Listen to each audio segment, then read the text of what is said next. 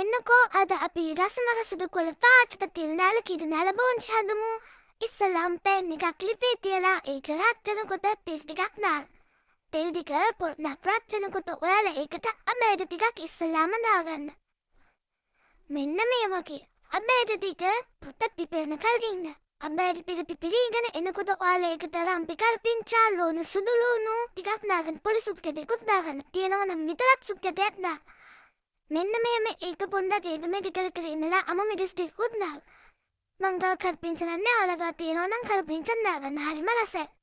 ඒකේ පාද වෙනස් වීගෙන එනකොට ඔයාලා මේකට දාන්න දැන් බොන්ච්. ඔයාලා කලින් කපාගත්ත බොන්ච් ටික මේකට දාන්න. දාලා ඒක මේක කරකෝ ඉන්න. මේක දැන් අපි ගොඩක් වෙලා රිපීට් කරගන්න නැති නිසා බොන්ච් ටික දැම්මෙන්න ඕන නිසා අපි තප්පර 20ක් විතර පියනකින් වහලා තියෙනවා. වෙඩි තියාගන්න එපා. එමුණොත් බෝන්ච් එක කොළ පාට නැති වෙලා යයි. තප්පර 20ක් විතර ඉක්මනට පියනකින් ගහලා ආපහු පියන යන්න ගන්න. මෙන්න මෙහෙම පියන එලලා ඒකට කහ 3-5 ගම්මිරිස් උළුහාය චුට්ටක් දාලා හොඳට කලවම් කරන්න. ඒට මේ හොඳට කලවම් කරගෙන දැන් අපි මේකට උකු පොල් කිරි දාගන්න ඕනේ. ඊට කලින් අමතකුණා කියලා ලුණු ටිකකුත් දාගන්න. ලුණු ටිකකුත් දාලා හොඳට කලවම් කරලා ලුණු තුකන්. බෑනි. ලුණු අනිවාර්යෙන්ම දාන්න ඕනේ. දැන් මේකට පොල් කිරි ටිකක් දාලා පොල් කිරි ගොඩාකුත් නෙමෙයි පොඩි පොණ්ඩකුත් නෙමෙයි.